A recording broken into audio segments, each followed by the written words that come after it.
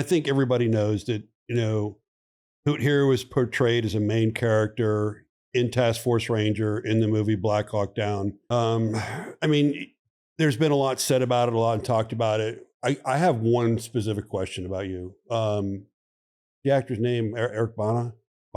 Eric Bana, yeah. What I want to know personally is what everybody asks me is how well did he portray you in that movie as your persona? Really, like, is that your persona? Was you? Because, I mean, and just before you answer that, just so everybody knows, I mean, the U.S. military supported the making of that movie. I mean, no secret, 160th sent helicopters. It was filmed in Morocco and other areas around there. There was an attempt to replicate things as best as you can. It's a movie. I think we all have the perspective that it was more of the Rangers story than anybody else's story out there, which is fine, right? But when it comes to you and your persona, how do you feel about it? I mean, that character was really, and truthfully, that character was an amalgamation of several different people. There's no human living that could have done all the things that Eric Bana did in that movie. So, you had him on the convoy, you had him on the first crash site, you had him on the second crash site. My actions on that day were really primarily on the target building and on the first crash site. And there were several other things going on. There was a vehicle convoy going on that I was not part of. There was a second crash site that I never went to, knew about it later, but we didn't even know there was a second bird that went down. But anything I did was really focused on the target building itself and then the first crash site. And that, for me, that was enough. I mean, I took everything. Yeah, God bless, man. Of course. Yeah, it took everything I had to get through that one. But so people should keep in mind that character is a fictitious character on the screen, and there were several guys that were rolled into that character, and it's not just Norm Hooten. I ended up with the name on it, but Matt Ryerson, John Masonis, John Boswell, John Hale. I mean, I could go on and on and on, that and credit that activity. Yeah, and that's what my point was to get that out. Was you and I have talked about it. I mean, we know you're a fucking superstar. All of us know that. Hey, I was lucky to be around the superstars. Yeah, right? I mean, but that's what the organization is superstars, and they feed on each other and all that. But it's Hollywood.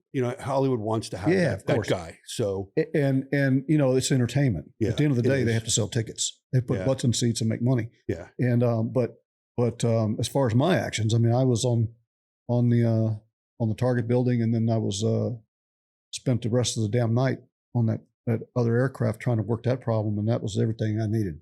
But yeah, the guy on the vehicles. I mean, again, John Masonis. I mean, Matt Ryerson, John Hale, John Boswell. I mean, I could go on and on and on and name the all-star cast. And it was an all-star cast. You had the best pilots in the world. You had the best soldiers of their generation on the battlefield that day. And had they not been, I don't know that they would have walked out of there. Yeah, and that's what that team is. And from General Garrison on down.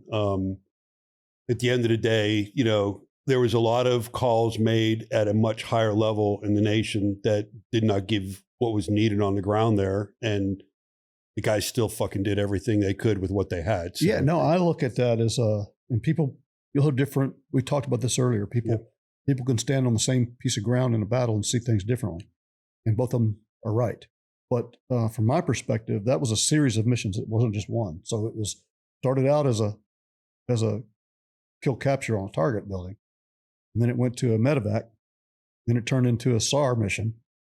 Then it turned just one thing to another. So if you look at, and we were successful in all those missions. Now, did we lose people? Absolutely. Could we have done it better? I wish I had been a lot of things.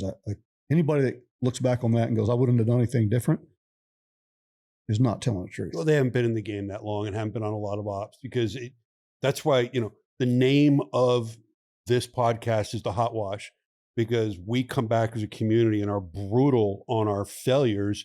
And we shouldn't be high-fiving the successes. We should be really hard on what we could have done better and then getting better. And I think that's the biggest thing about our community, especially in the National Mission Force. I think that you debrief at the level that you need to be professionals, or you're not there very long. No, you learn from those things. I think there's an old saying, I'm probably going to screw it up, but like the greatest enemy of change is success. Success. Yes. Right. So when things go right, you slap each other on the back, you celebrate, but how much do you really learn, you know? And we got it done that day. Could we have done it better? Absolutely. Would there be things that I would do differently as a leader? For sure. But did we learn from it? And were we better prepared when it counted, when the GWAT kicked off and, 10 years later, Absolutely. So yes. And I can't think of anybody, and I don't really pay attention to the noise. I mean, there's always these guys that go, oh, you guys did this wrong. You did that wrong. Well, you know what? I had the best minds in the business on the battlefield that day. And if those guys think they could have done it any better, we'll go do it.